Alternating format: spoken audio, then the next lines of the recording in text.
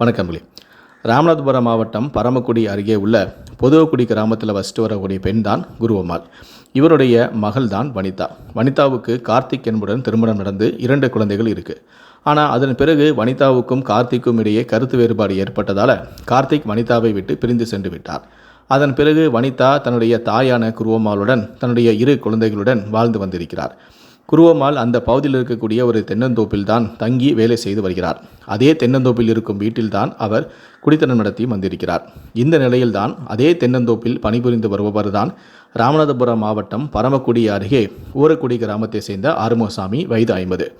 இவருடைய மனைவி இறந்துவிட்டதால் இவர் வனிதாவை தனக்கு 2வது திருமணம் செய்து கொடுக்குமாறு குருவம்மாளிடம் கேட்டிருக்கிறார். ஆனால் குருவம்மாள் அதற்கு மறுப்பு தெரிவித்திருக்கிறார். இதனால் அடிக்கடி ஆறுமுகசாமி குருவம்மாளுக்கு தொந்தரவு செய்தே வந்திருக்கிறார். ஒரு கட்டத்தில் இதை பொறுக்காத குருவம்மாள் தன்னுடைய மகளுக்கு உடனடியாக வேறு ஒருவரை திருமணம் செய்து வைக்க வேண்டும் என மாப்பிள்ளை தேடியிருக்கிறார்.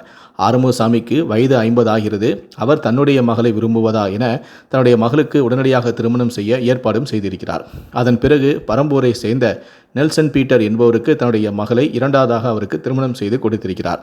திருமணம் செய்து முடித்தவுடன் 1 மாதத்துக்கு முன்தான் நெல்சனும் வனிதாவும் வெளிநாட்டுக்கு வேலைக்காக சென்று விட்டனர். இந்த விஷயம் ஆறுமுகசாமிக்கு தெரியாது. ஆறுமுகசாமிக்கு வனிதாவுக்கு 2வது திருமணம் செய்து நடந்ததும் அவர் வெளிநாடு சென்ற விஷயமும் தெரியவே தெரியாது. அவர் வழக்கம் போல மீண்டும் குருவம்மாளிடம் வந்து தனக்கு வனிதாவை 2வதாக திருமணம் செய்து கொடுக்குமாறு மீண்டும் தொந்தரவு செய்து வந்திருக்கிறார். அப்போதுதான் குருவம்மாளே ஆறுமுகசாமியிடம் அந்த விஷயத்தை போட்டு உடைத்திருக்கிறார். கடந்த சில மாதங்களுக்கு முன்பு தான் தன்னுடைய மகளான வனிதாவிற்கு வேறு ஒரு நபருடன் திருமணம் செய்து வைத்ததாகவும் அவருடன் தன்னுடைய மகள் தற்போது வெளிநாட்டுக்கு சென்று விட்டதாகவும் கூறியிருக்கிறார். வனிதா வெளிநாட்டுக்கு சென்று விட்ட போது தன்னுடைய 2 மகள்களையும் அம்மாவான குருவம்மாளிடமே விட்டு சென்றிருக்கிறார். குருவம்மாள் தான் தன்னுடைய பேரன் பேத்தியையும் அந்த தென்னந்தோப்பு வீட்டிலேயே தங்கி வளர்த்து வந்திருக்கிறார். இப்படி ஆறுமுகத்திடம் தன்னுடைய மகள் வெளிநாட்டுக்கு சென்று விட்டால் அவருக்கு வேறு ஒரு திருமணம் நடந்துவிட்டது என்று சொன்னதுமே ஆறுமுகத்தால் ஆத்திரத்தை தாங்கிக் கொள்ள முடியவில்லை. அதிர்ச்சியில் இருந்த அவர் நைட்டு தென்னந்தோப்பில் வீட்டில் தூங்கி கொண்டிருந்த குருவம்மாள் அவருடைய பேரன் பேத்திகள் தூங்கி கொண்டிருந்த போது அவர்கள் மீது பெட்ரோலை ஊற்றிவிட்டு நெருப்பை பற்ற வைத்துவிட்டு அங்கிருந்து சென்று விட்டார்.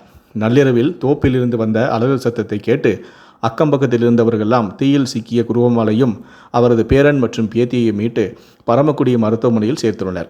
அங்கு படுகாயமடைந்த குருவம்மாள் இறந்த நிலையில் மற்ற 2வரும் மதுரை அரசு மருத்துவமனைக்கு மேல் சிகிச்சைக்காக கொண்டு செல்லப்பட்டுள்ளனர். அங்கு குருவம்மாளின் பேத்தி சிகிச்சை பலனின்றி உயிரிழந்தார். பேரனுக்கு தற்போது தீவிரமான சிகிச்சை அளிக்கப்பட்டும் வருகிறது. இது குறித்து தகவல் அறிந்த யமுனேஸ்வரம் காவல் நிலைய போலீசார் வழக்கு பதிவு செய்ததுடன் கொலையில் ஈடுபட்ட ஆறுமுகத்தை தேடி வந்தனர்.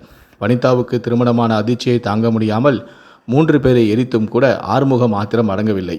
ஏமாற்றத்தை தாங்கிக் கொள்ள முடியாத ஆறுமுகசாமி பூச்சி மருந்தை குடித்து தற்கொலையும் செய்து கொண்டார். இந்த சம்பவம் தொடர்பாக யமுனேஸ்வரம் போலீசார் வழக்கு பதிவு செய்து விசாரித்து வருகிறார்கள். இந்த சம்பவமானது அந்த பகுதியில் பெரும் பரபரப்பை ஏற்படுத்தியும் உள்ளது.